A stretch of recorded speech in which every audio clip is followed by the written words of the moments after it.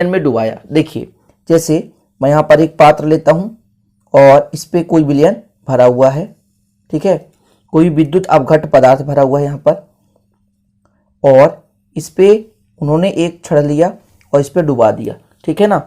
जैसे यहाँ पर मैं एक छड़ लेता हूँ धातु का और इस पे मैंने डुबा दिया, ठीक है ना, ये छड़।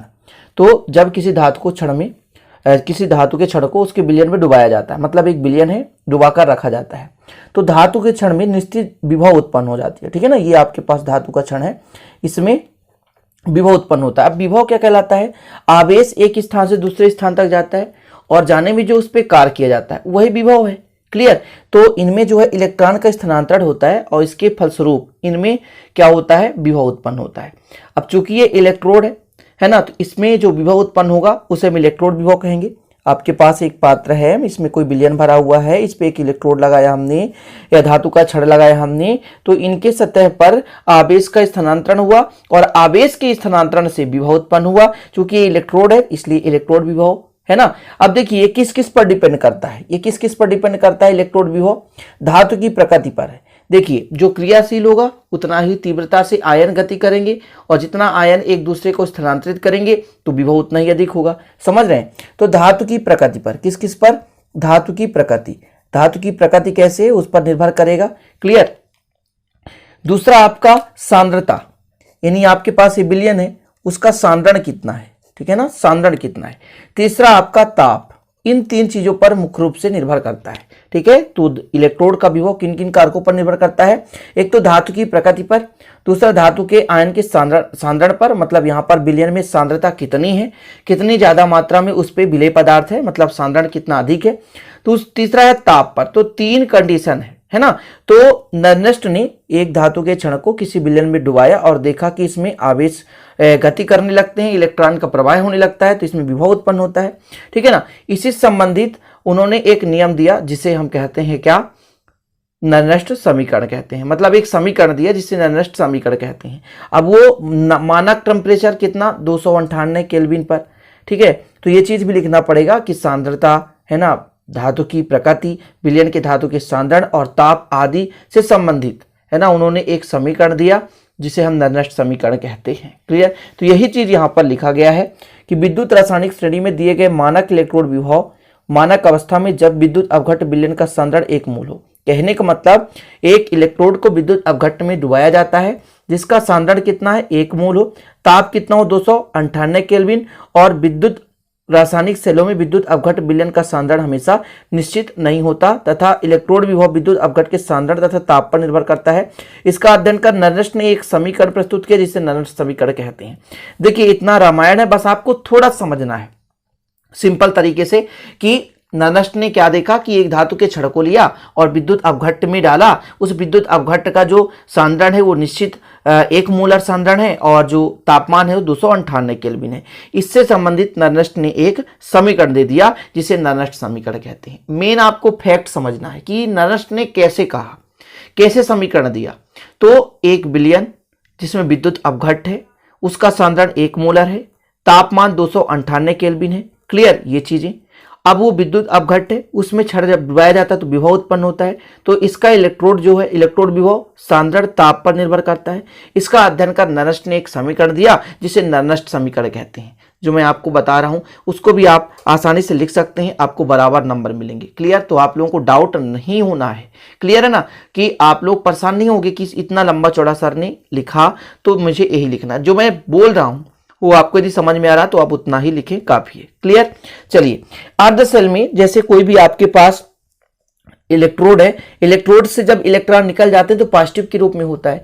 अब वो जब इलेक्ट्रॉन किसी से लेगा तो शुद्ध अवस्था में आ जाएगा। जैसे कि यहां पर मान लेते हैं अर्ध सेल में एम पॉजिटिव है। एम पॉजिटिव का मतलब एक इलेक्ट्रॉन दे के रखा है ना। अब हो सकता है कितने इलेक्ट्रॉन दे के रखा है, तो यहां पर हम कर सकते हैं एन पॉजिटिव। एन पॉजिटिव मतलब एन इलेक्ट्रॉन किसी से लेगा।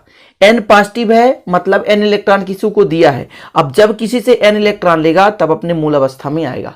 पॉजिटिव का मतलब धनी, और धनी का मतलब किसी को दे के रखा, मतलब उसके पास इलेक्ट्रॉन की कमी है। ध्यान दीजिएगा, इलेक्ट्रॉन का कमी का मतलब निगेटिव नहीं, धनी होता है। यानी जैसे एम एन पॉजिटिव हो गया स्टूडेंट, तो मतलब यहां पर ये अर्थ निकला कि जो एम है वो n इलेक्ट्रॉन किसी को दे के रखा है, मतलब n इलेक्ट्रॉन की उसके पास कमी है, तब वह n इलेक्ट्रॉन को लेकर के अपने मूल अवस्था में आ जाता है। कुछ बेसिक फैक्ट है जो आपको समझना जरूरी है, ठीक है। बेसिक से मैं समझा रहा हूं इसीलिए कि आपके पास m है, m मान लीजिए इलेक्ट्रोड है, कोई पदार्थ है, यदि वो कोई तत्व है, कोई यौगिक है, कुछ भी है, समझिए बात को, समझिए अभी आप समझ रहे हैं ना। तो आपके पास एक मान लेते हैं इलेक्ट्रोड है, वो किसी को इलेक्ट्रॉन दे के रखा है, तब वो पॉजिटिव के रूप में होगा। क्यों पॉजिटिव के रूप में होगा? क्योंकि किसी को दे के रखा है, यानी दिया है तो धनी है, ठीक है। अब वो किसी से लेगा तो जितने इलेक्ट्रॉन दे के रखा है, मतलब उसके अंदर खाली है, उतना इलेक्ट्रॉन वो लेगा। जैसे n इलेक्ट्रॉन वो ले रहा है, क्लियर। तो जब n इलेक्ट्रॉन ले रहा है, तो जब ले लेगा स्टूडेंट, तो फिर वो अपने मूल अवस्था में आ जाता है, ठीक है। तो ये आपका हो गया मूल अवस्था में, ठीक।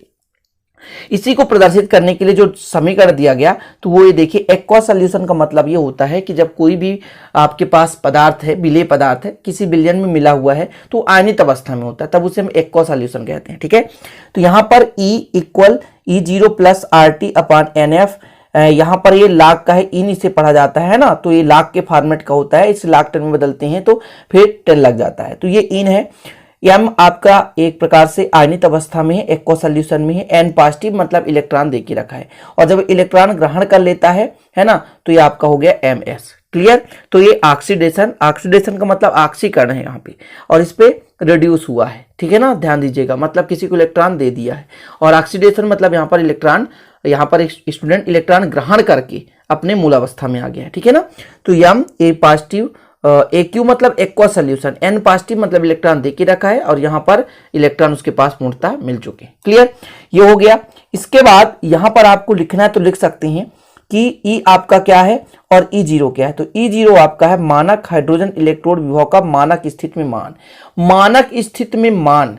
अब मानक हाइड्रोजन इलेक्ट्रोड विभव आपको कैसे निकालना है, तो आप लोगों ने एक वीडियो देखा होगा मानक हाइड्रोजन इलेक्ट्रोड विभव, तो उसका हमेशा विभव शून्य होता है। शून्य मान करके हम किसी भी इलेक्ट्रोड का विभव निकाल सकते हैं, क्योंकि सिंगल कोई भी आपके पास सिंगल मान लीजिए सेल है, तो एक सिंगल पात्र है, उसमें एक सिंगल इलेक्ट्रोड है, उसमें विभव नहीं निकाल सकते। इसलिए मानक हाइड्रोजन इलेक्ट्रोड को 0 मान करके अन्य इलेक्ट्रोड का इलेक्ट्रोड विभव निकाल सकते हैं।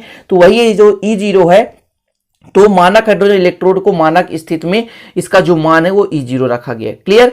जो R है एक प्रकार का गैस स्थिरांक है, गैस नियतांक जिसको बोलते हैं। T आपका जो है तापमान है। F क्या है? फैराड नियतांक है ना, जिसका मान होता है 96,500 कूलाम, क्लियर। और N जो है इलेक्ट्रॉनों की संख्या, ये नीचे लिखा हुआ है पूरा, ये पूरा आपको लिखना पड़ेगा, क्लियर। इतना क्लियर हो गया, आशा करता हूं इतना आपको समझ में आ गया होगा। बस स्टूडेंट यहाँ पर R का मान रखना है, ठीक है ना, R का मान गैस नियतांक का मान रखना है, ठीक है। इसके बाद आपको N का मान रखना है, N इलेक्ट्रॉन, यदि नहीं पता तो नहीं रखिए। F का मान रखना है, फिर इसको 10 लाख 10 में बदलना है, ठीक है। तो अपन क्या करते हैं, डायरेक्ट लाख 10 में बदलना है, ठीक है ना। तो आपको लिखना है लाख 10 में बदलने पर, तो जब लाख 10 में बदलेंगे तो देखिए ये हो जाएगा, ये E0 है तो E0 रहेगा, प्लस है तो प्लस। जब इनको हम लाख 10 में बदल रहे हैं तो यहाँ 2.303 का मल्टीप्लाई हो जाता है, किसका? 2.303 का मल्टीप्लाई हो गया, ध्यान रखिएगा, 2.303 का मल्टीप्लाई हो गया, क्लियर है ना। किसमें? जब हमने लाख 10 में बदला, तो बाकी पूरा उसी अनुसार है, RT अपॉन NF है। M जो है N पॉजिटिव के रूप में है, और जो M है S के रूप में है, मतलब ये मूल अवस्था में है, क्लियर। यहां तक समझ में आ गया। इसके बाद हम वैल्यू रखेंगे, R का मान रखेंगे, ठीक है ना, 8.314, T 298 केल्विन, F जो है फैराड नियतांक 96,500 है ना कूलाम, ये फैराड नियतांक का मान है, और ये अपना लाख 10 है, इस स्थिर अवस्था में है। इसका पूरा मल्टीप्लाई करना है आपको, क्लियर। तो मल्टीप्लाई कर लीजिएगा। तो यहां पर आपको ध्यान देना है कि ये जो प्लस है बीच में होना चाहिए, ठीक है ना, बीच में, और E0 है। तो यहां पर जब मल्टीप्लाई करेंगे तो आपका वैल्यू लास्ट में देख लेना कितना आता है। अब देखिए जो MS है, MS मतलब सॉलिड स्टेट पे, मतलब एक्वा सोल्यूशन के रूप में नहीं है, कोई भी इलेक्ट्रोड है तो इलेक्ट्रॉन लेके रखा है, तब इसको हम इकाई यदि मान लें कि MS का मान है 1, है ना, कहने का मतलब जो M ऐसे सॉलिड स्टेट पे इसका मान है 1, तब यहाँ पर 1 हो जाएगा, तो इसका मान एक्चुअल में वैल्यू इतना आ जाएगा। E0 तो E0 रहेगा 2.3038 इंटू 314 इंटू 298 मतलब 298 केल्विन है।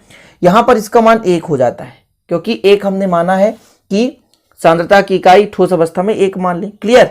जब इसका पूरा मल्टीप्लाई करेंगे स्टूडेंट तो इतना आ जाएगा 0.0591, इसका पूरा मल्टीप्लाई करेंगे तो इतना आएगा, और बस आपको इतना ही लगाना है निर्दिष्ट समीकरण में, ठीक है ना। देखिए आपके एग्जाम के हिसाब से मैं पढ़ा रहा हूं, ठीक है। आपको यदि क्वेश्चन आपसे पूछा जाता है कि ननस्ट समीकरण क्या है समझाइए, तो बस आपको एकल इलेक्ट्रोड विभव के लिए ननस्ट समीकरण आपको इतना तक कर देना है।